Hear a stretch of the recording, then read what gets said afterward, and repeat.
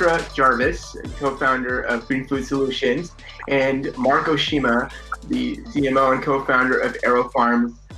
Thank you so much for joining us today at the VEGPRENEUR Summit, and I'll let you have your conversation on sustainable farming.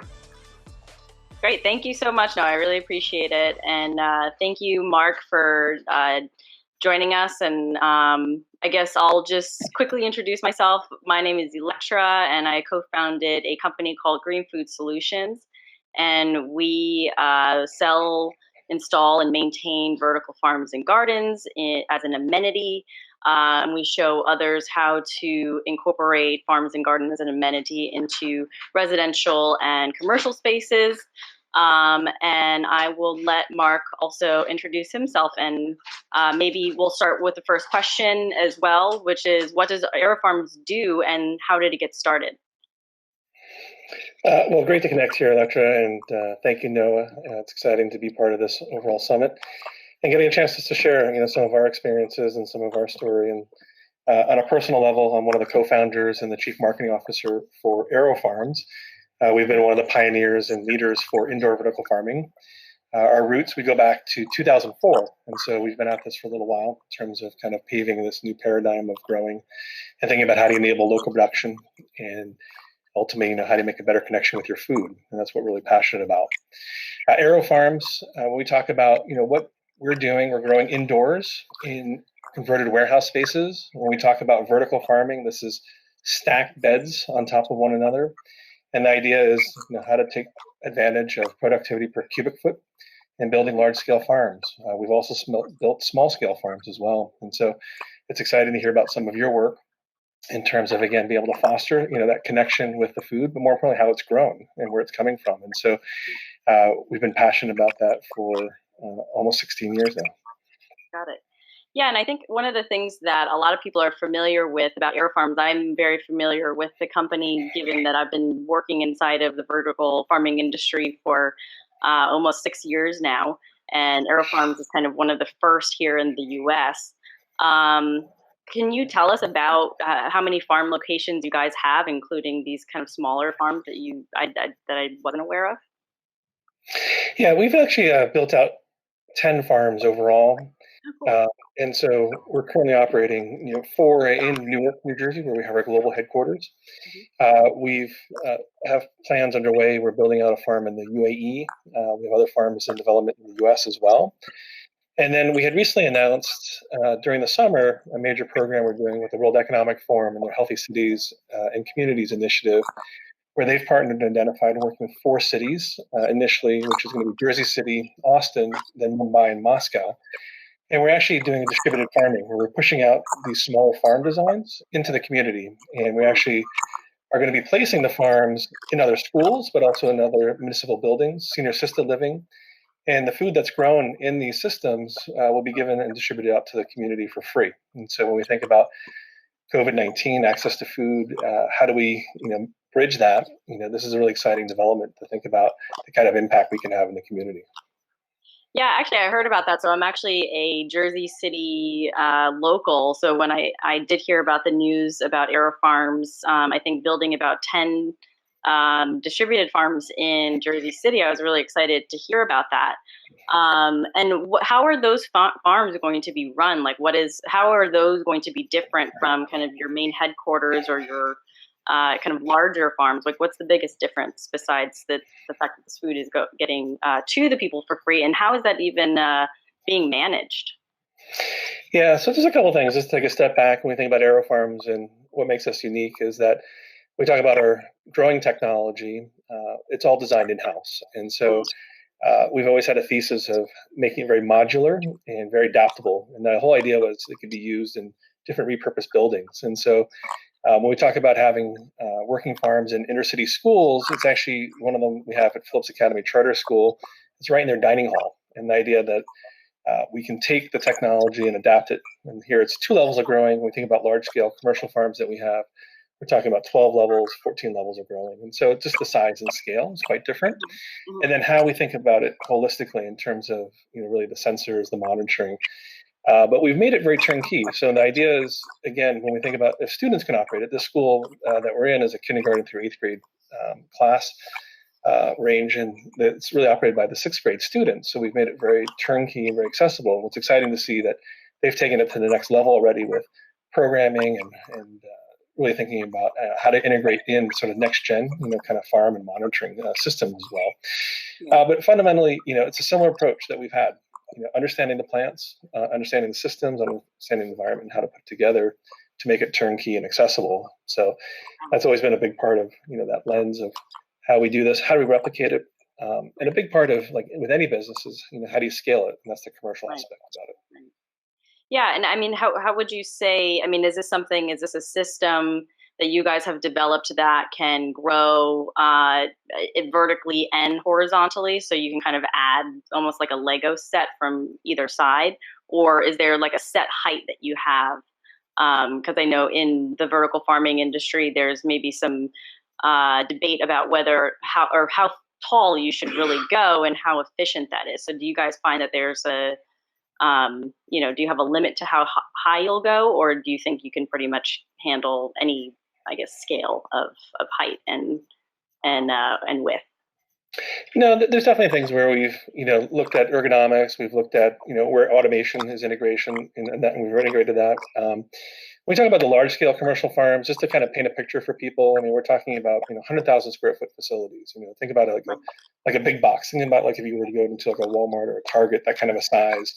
But imagine, instead of seeing shelves of product, you're seeing shelves of growing produce. And that's this idea of stacked. And so, we're talking about 40, 50 foot long, high ceilings. And again, each one of those is modular in that sense of, if you have more height, you can go higher. But as well as when we talk about putting it into the schools or other areas, we're talking about maybe 2 levels of growing. So that's adaptable, flexible from that standpoint. Right. And it's really, again, how to make that turnkey and adaptable to the different spaces. That's really cool. So how did you get into this? What's your background? What led you to getting where you are today? Yeah, thanks. So this is a reminder that farming is incredibly challenging. You really need expertise in a lot of different areas. And so there are 3 co-founders. I'm joined by our CEO, David Rosenberg, who's a clean tech champion, really big environmentalist. And then our chief science officer, Dr. Ed Harwood. And so he's the one who's really been pioneering with this technology. And again, for people, in terms of the Aero, and AeroFarms refers to aeroponics. So it's a type of hydroponics that actually is much more efficient, much more targeted in terms of how do we deliver the water. We're actually misting the roots in a very specific way. And so we use 95% less water than the field farmers, and we actually use 40% less than even hydroponic growers. So a much more judicious use of water, as well as fertilizers. And it's a way of growing because we're growing indoors. There's no pesticides, so it's a closed loop system, and so it can be very efficient from that standpoint. Got it. My background, though, has been on the marketing side, and I've headed the marketing for supermarket chains. I've been across the aisle as well on the brand management side, and so understanding, again, how to build brands, how to connect with consumers. Mm-hmm. And my passion has really been in food. And so we all have different inspirations in terms of thinking about the organization. And so our CEO is a really big champion of the circular economy. He's part of the World Economic Forum where he's chaired the Global Circular Economy Task Force, and he actually was on the Water Council. In a prior company, he actually developed the first ever cradle-to-cradle certified product. And so this lens of, again, how do you eliminate waste and turn it into something green and productive is really built into our DNA. I mentioned our chief science officer, Ed. His inspiration was, again, from a science-driven, he was a professor at Cornell University, one of the top ag programs in the world, and always having very much a science-driven approach in terms of what we're doing, again, how to measure it, how to replicate it. But he really was focused on distributed farming to think again, how to push that out. And he saw a lot of abandoned buildings. And so the idea that we can repurpose, old factories, old plants that have disappeared and kind of breathe new life back into the economy was a big focus for him. For me, it's always been about, food and the important role that food plays and increasing access to food. And so for many years, I was on the marketing advisory board for the food bank for New York City, thinking about, again, challenges around hunger. Where we are located in Newark is actually, it's a food desert. And so again, we open up our doors once a week and the community can come in and get access to freshly harvested food. And so we have this lens in terms of creating jobs, year-round employment, addressing, again, how to have more access to healthy food, and partnerships with schools and programs like we're doing now, even with WEF, is an opportunity to extend that further. Got it. And what do you think is, or for yourself personally, what is the most exciting thing that you're working on right now within AeroFarms? Yeah, so that's a great question because it's almost like what's the topic du jour for the day? We have a lot on the plate, and Right. a big part of it is expansion. And so we had announced earlier in the summer our expansion plans into the UAE, where we're building out what's going to be the world's largest indoor vertical farm just for R&D. And so that's a big part of who we are when we talk about this expertise. Today we're an organization of 170 people, and we talk about, it's not only the plant scientists, the horticulturists, the plant pathologists, it's also the engineers who developed it. So the mechanical, electrical, industrial, PLC. We have world-class operators. We have registered dietitian, nutritionists. We're thinking holistically. And we've taken that expertise and understanding plants, and our mission is how to grow the best plants possible for the betterment of humanity. So today, AeroFarms, we sell product commercially out in the marketplace, but we also do proprietary research for Fortune 100 companies, helping them address their ag supply chain needs. And so what we're doing in terms of expanding on a global basis even further is expanding, the area that we can have a broader impact. And so working with great partners there in that region, but the idea is, again, how do we continue to build on these areas of expertise and continue to open up more doors of opportunity for us? Got it. I mean, I think you kind of covered this, but what would you say kind of distinguishes you from other vertical farming companies at the same scale as you? So like Plenty or Bowery, how would you say that you compare to some of these other kind of vertical farming companies? Yeah, I mean, it's exciting to see. Yeah, I mean, we're excited to see new entrants. It just speaks to what the opportunity is about. But we'll be the first to tell you that this is not easy to do. So when we talk about our history going back to 2004, we have a lot of lessons embedded in that. And so we're the only commercial grower in the world that's been growing exclusively with LED lights since 2009. So this idea of understanding the interaction, between the plants, the biology, how to have more effective photosynthesis. So when we talk about, and we've talked a lot about this idea of, this is smart farming, this is big, big data is really a big part of this, how it's evolved to smart data. But the idea is, we have tons of information of understanding, what's going into our growing algorithm and how to replicate that. And so for us, I think one of the things that we would say that we feel has been beneficial has been, again, that history and those lessons that we've learned. But because we've brought all this expertise in-house, it's very different than anyone else as well. That's taking, in many cases, off-the-shelf solutions and then kind of adapting it. And here we start from the ground up and thinking about what do the plants need and how to create the perfect environment. And so, as a company, we think of ourselves as technologists and embracing, what's going to be able to deliver the right growing approach. And so different crops require, different growing methodologies. And we have that understanding to be able to think about, again, how to apply that. So that combination of the team and the history are some of the things that, we think has served us well and will continue to serve us well. Got it. Thank you.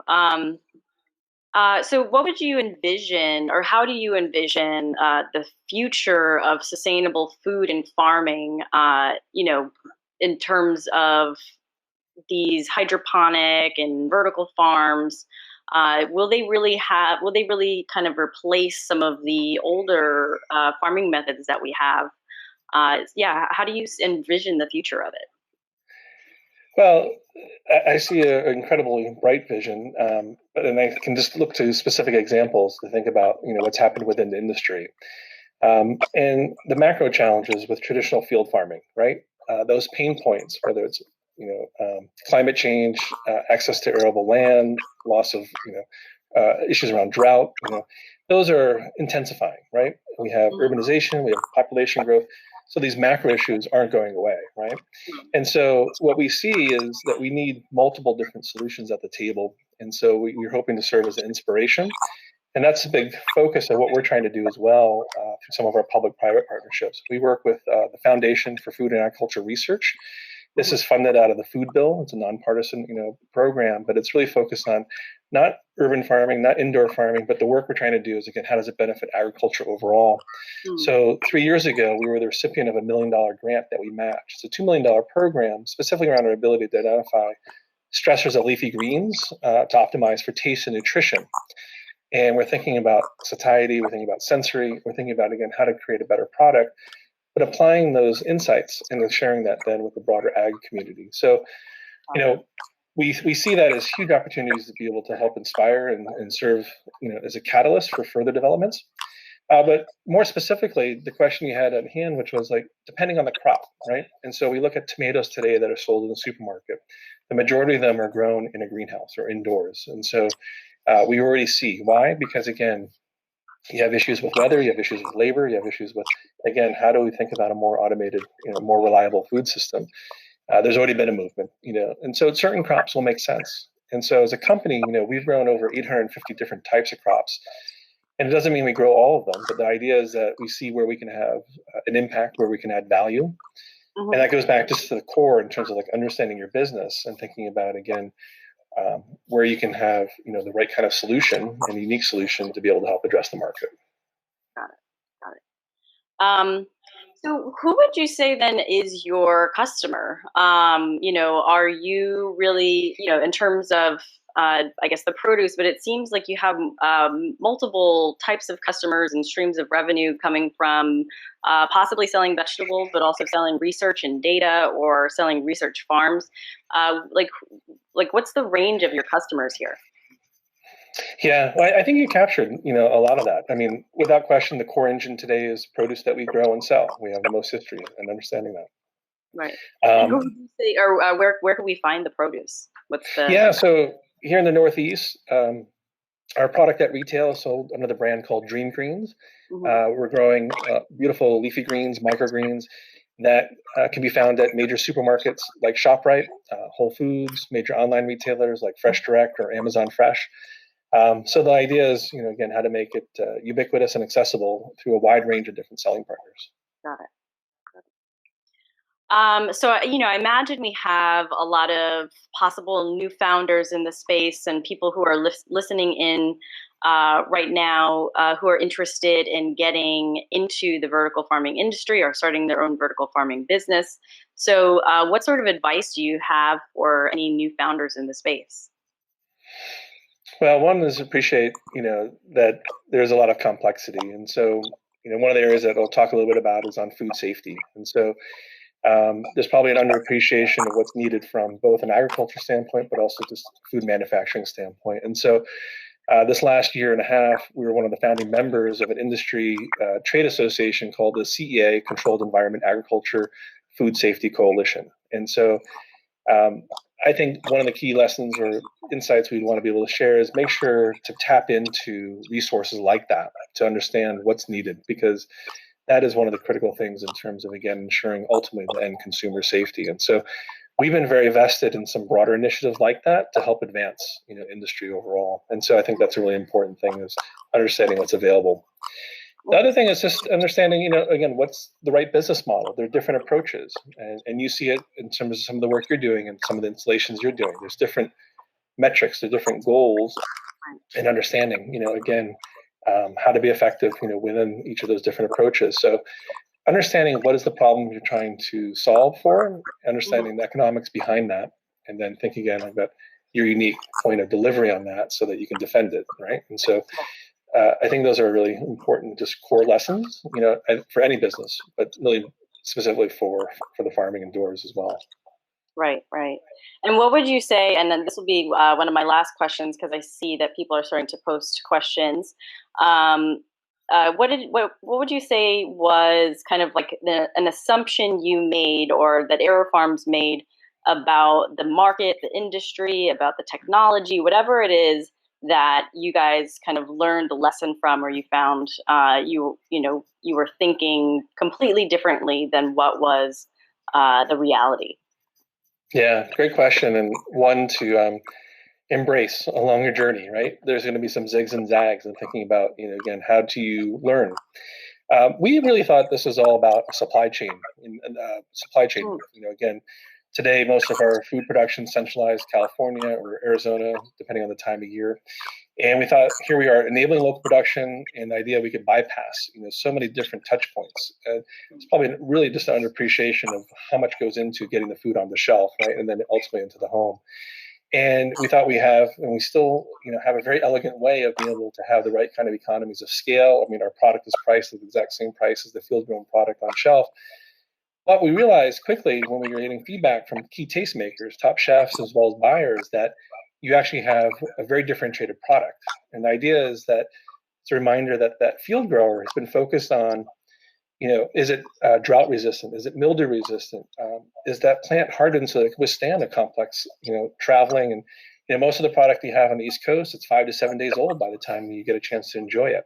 Mm-hmm. And then there's the whole idea that it's triple washed. The idea that it's a very intensive process, but that washing is introducing moisture. It's very aggressive. It can damage the product, but ultimately you're washing off the essential oils as well. So our approach, we actually can grow without having to wash. It's ready to eat. We're able to think about flavor first and celebrate that. And so what's been great and gratifying is the feedback we're getting about the quality of the produce. And that's something that's really kind of disappeared in terms of like, oh my God, that's what it used to taste like, or that's what it's supposed to taste like. And that's what's exciting. And we see it with the kids and the students in terms of, again, our high bar is no salad dressing is needed. So for us, what was really eye-opening was that not only could we disrupt the supply chain, but really ultimately, though, we had a better product and creating a new category of food. Yeah, I actually completely relate with that, where, when we grow food for people in residential buildings as an amenity, one of the feedback that I got, I didn't get into farming for the flavor and the taste of the food. I really got into it because I saw the environmental impact of farming. I saw the health implications of people not eating healthy or being connected to their food. And then what I didn't realize, or what kind of was an afterthought, is like, oh, this actually tastes good and it tastes better, and it's more, the flavors are more complex. And I'm actually excited for my, my salad at lunch. And that wasn't the case before. And, and notoriously, I think farmers in general don't even have the best diets, and, because they're constantly working. And, so coming from a farming background, or, I'm an urban farming background, so I'm not really coming from this rural background, but the flavor really does matter. And what I also kind of realized as an afterthought is this is making vegetables more attractive. Like, we're used to eating vegetables that are they're grown for travel, as you say, right? So they're grown to be shipped and be resilient to triple washing and trucks and unloading and loading of vehicles, and that has an impact on what we actually grow. I think we only know a couple of varieties from the supermarket, but yeah.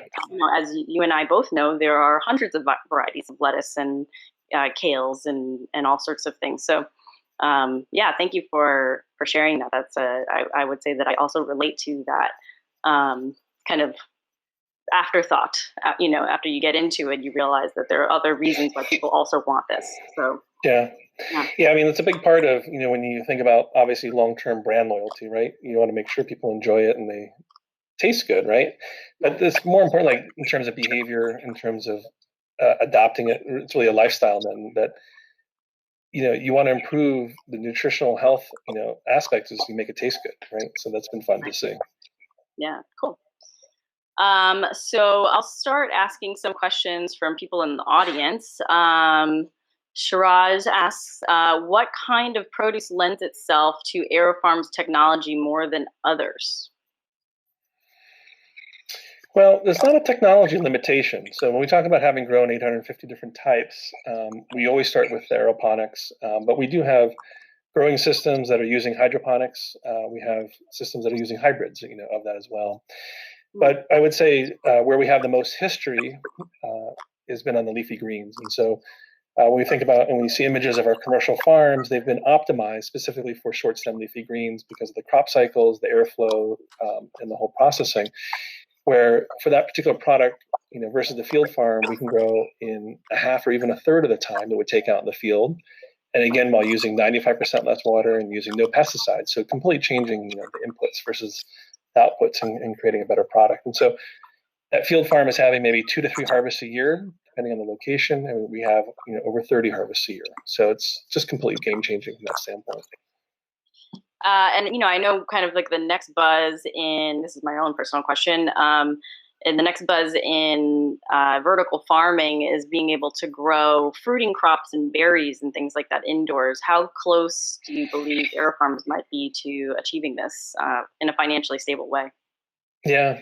So we're growing berries today, and so we have different applications, for it, and we're getting incredible,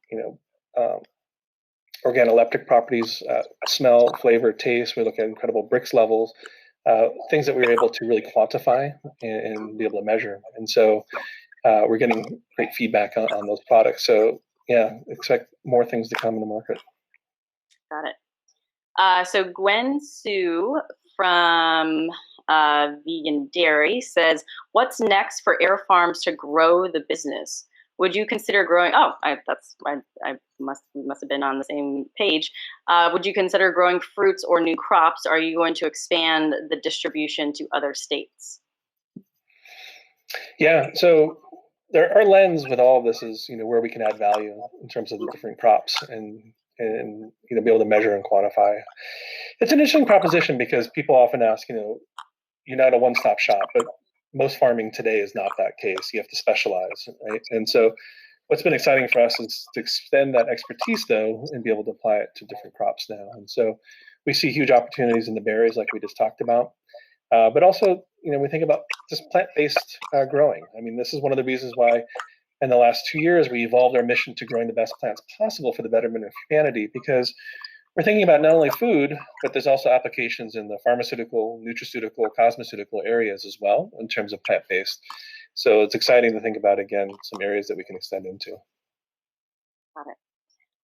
And so what challenges or opportunities have you guys seen during this pandemic? So this is also Gwen. Yeah, so without question, I think we've all seen the pain points within the food service industry. We had a big part of our business was on that area. Our whole focus had been working with a wide range of different partners. So, and the idea is, we were able to pivot though very quickly and direct that product to the retail environment because of increased demand as well. But food service has been one of the areas where we've had to pivot, and we're seeing some signs, of areas of coming back, but long-term signals, particularly, corporate dining. And, we think about working remotely. We don't see, those trends changing in the immediate future. So we're seeing some differences in terms of, what the market opportunities are. But because of our fast-growing cycle and the fact that we were able to grow in, 12 days, we're able to change our what was our seeding schedule and our harvest schedule to be responsive. And I think that nimbleness, we were fortunate that it serves us well to be responsive to whether it's COVID or if it's, for example, early in the year, people probably have already forgotten, but we had this great arugula shortage. And it was actually this article, if you Google it, there's major pain points with the field-grown arugula. And we were chasing and changing our seeding real time in January to be able to deliver more arugula to the marketplace because of the demand. So there's different situations that demand different responses, and we're trying to make adjustments as needed. And did you find that during the pandemic that you had an increase or decrease in demand for your product? Yeah, so there's been an increase, and I just want to give a big shout out to our team. I mean, we've been fortunate. We have not missed a single day of operations. We've had continuous operations through the entire pandemic. Incredible commitment and resolve from our team to be able to serve the community. I mean, taking and really embracing the essential workers, mantle and that responsibility of how do we feed and nourish our community. We saw big increases with retail and then particularly the online retailers, and so we've seen that becoming sort of the new norm, if you will.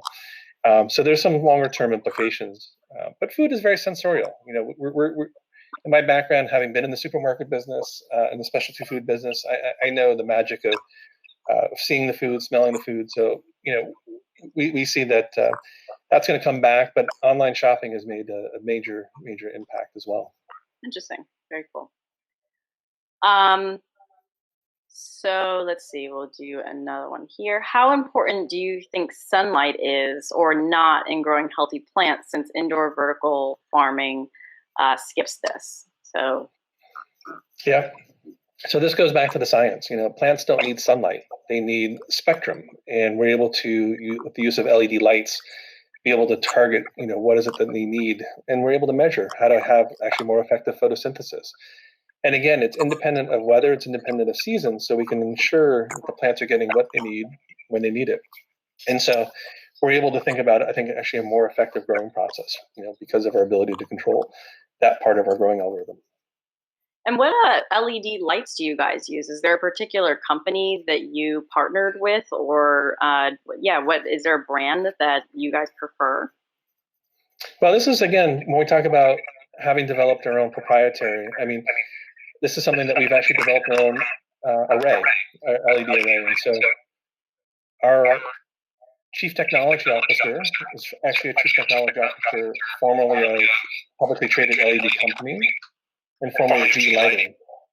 So we actually develop our own lights. But we also look to partner because, again, we're looking at what's happening in the industry and seeing what's happening. But our own lighting has given us a very specific advantage.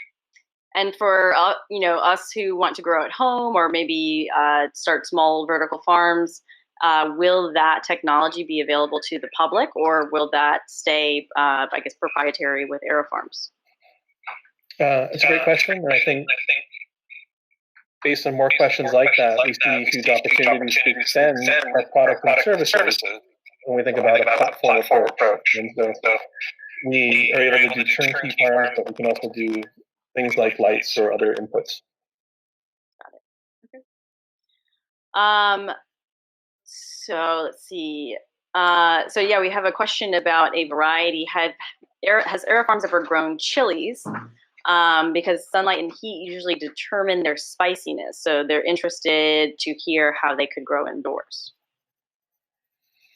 Well, we've looked very specifically at products like that and looking at the capsicums, which is really the spice element, and how to influence that. And there's different ways of stressing that. And so light is one way, but there's other ways to be able to influence that as well. Mm-hmm. And so that's bringing this holistic view of our plant scientists and engineers to think about different solutions for different types of crops. Okay. So you guys have grown chilies indoors? We've grown chilies, we've grown other vine crops, we've grown even root vegetables. So we have a wide range of different products. Got it. And you actually are able to tweak the light or the nutrients or something like that in order to produce a spicier or less spicy chili, or is that something that's more for the future? We see opportunities, and so it's always a question on, when we think about, we talk about having grown a wide range, where we see immediate impact. And so you also balance it with what are the main pain points out in the field, and that ability to source and balance what the market opportunity is. Okay. So Bonnie Brown says, are energy and electricity costs significant? How do you minimize these costs? Yeah, so it's one of our biggest costs because we are growing indoors. And when we talk about LEDs, though, there's a much greater efficiency. When we talk about what we've developed, there's even greater efficiency than what's in the market. And then more importantly, though, it's understanding the plants don't need the entire spectrum of light.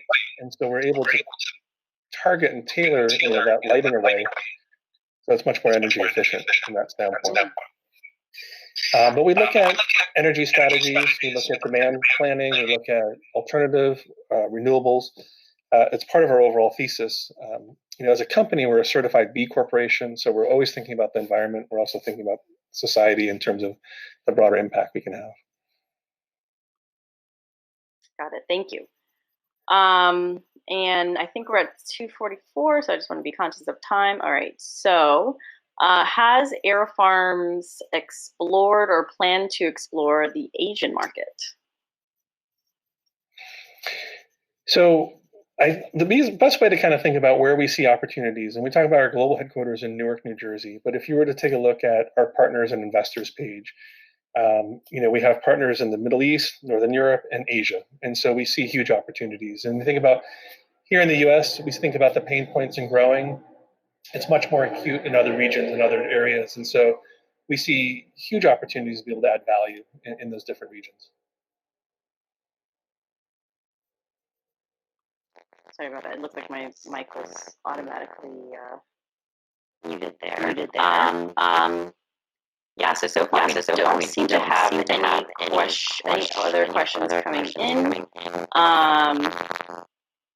But is there any, I guess, final remarks that you have that you'd like to share with people who are looking to get into the vertical farming space? Are there positions available at AeroFarms? What are those? What do you really want people to walk away with here to know about AeroFarms or to know about running a vertical farming company? And what opportunities do you see for people in the future in this? Yeah, first and foremost, we're definitely in growth mode. We have positions posted on our corporate website that you can be able to see. It ranges from the horticulture to the engineering to operations. We recently filled a general manager role in Abu Dhabi, for example. Just to paint a picture, we had 2,000 resumes for one role, incredible response, so huge demand, and we're flattered and humbled by that kind of interest. And it really speaks to, again, where the industry opportunities are. And so it's tremendous in terms of, again, where we think we can go as a company. Just to take a step back, because we've had some unique lessons, but I would say more in terms of, even more so than this vertical farming, it's just any business. And it's been great to see the lineup of speakers across the range of different topics, which is starting a business is not easy. We'll go back to that in terms of, again, understanding your own personal, do you have, really a sense of fortitude and grit and resolve? That's really essential in terms of, again, having that big picture of understanding where you're going. That guiding light is so critical when you think about, as you go through the initial funding days, you go through the building of business, you go through hiring, going to market, you're going to get a lot of lessons and a lot of curveballs along the way.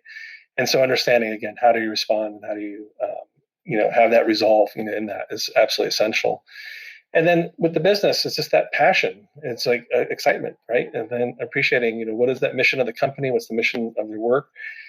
Those are the things that will get you through those long days and long nights, the short nights as well. So those are key essentials just in terms of starting, any business and follow that passion, make sure in terms of the grit, and think about that team that you're putting together, because at the end, it's the sum of all that work that's going to really be able to get things across the finish line. So those are really important lessons that we've learned along the way. And do you have any words for, this is the plant-based, this is the vegan, this is the, vegetarian community. And while, AeroFarms, may not have gotten into this industry for those reasons, is there anything that you want to share with this community in particular? Yeah, this is what is exciting, because this is opportunities in forums like this, is to be able to come together, to be able to share, right? Best practices, how to learn from one another. Our door is always open. My door is always open in terms of people wanting to reach out and learn more. This is not about, a fad. This is, an overall movement that we're seeing. And so again, huge opportunities across the entire value chain for people to have an opportunity to have an impact. And so it's exciting to see, where this is going to be moving to, and continue to be a bigger part of the consciousness. I was just seeing all the messages now about the echo. Sorry about that, guys. So I think that's all of the questions that we have today. I'm not sure if Amber or Noah, there you go. Thank you so much, Marc. Thank you, Marc. Appreciate it.